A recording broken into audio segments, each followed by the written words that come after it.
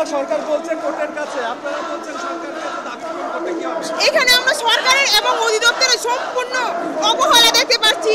এখানে রিকশা চালকও যদি বাংলাদেশের মাটিতে একদিনের মধ্যে আন্দোলন শেষ করতে পারে, কিন্তু আমরা শিক্ষক সমাজ কেন আজকে লজ্জিত?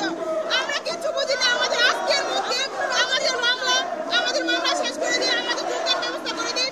এখানে সরকারের এবং অধিদপ্তরের সম্পূর্ণ পক্ষে আমরা অবহেলা দেখতে পাচ্ছি। আমরা সরকারের কাছে, সরকার আমাদের সুপারিশ প্রাপ্ত করেছে, আজকে আমরা সরকার আমরা কি করেছি? এখানে আমরা কিছু বুঝি না। আজকের মধ্যে মামলা ঠিক করে আমাদের যোগদান নিশ্চিত করা হোক। ধন্যবাদ। আমরা আমাদের অধিকার আদায় করতে এসেছি। আমরা বিগত 11 দিন যাবৎ শান্তিপূর্ণ আন্দোলন করতেছিলাম। এখন আমরা আমাদের অধিকার আদায় করার জন্য রাজপথে নামতে বাধ্য হয়েছি। তাই আমরা আমাদের যোগদানপত্র নিয়েই ফিরবো, নয়তো রাজপথে মরবো।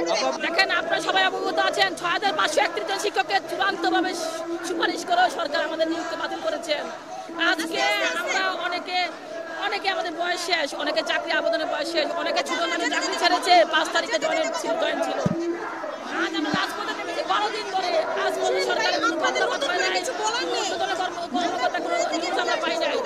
আর যতক্ষণ অব্দি আমাদের নিয়োগ পত্র ফিরে দেওয়া না হবে, যতক্ষণ অব্দি আমাদের চাকরি নিশ্চিত করা না হবে, যতক্ষণ অব্দি আমাদের স্ব কর্মস্থলে ফিরে দেওয়ার নিশ্চিত করা না হবে, ততক্ষণ অব্দি আমরা আজ রাজপথ ছাড়বো না।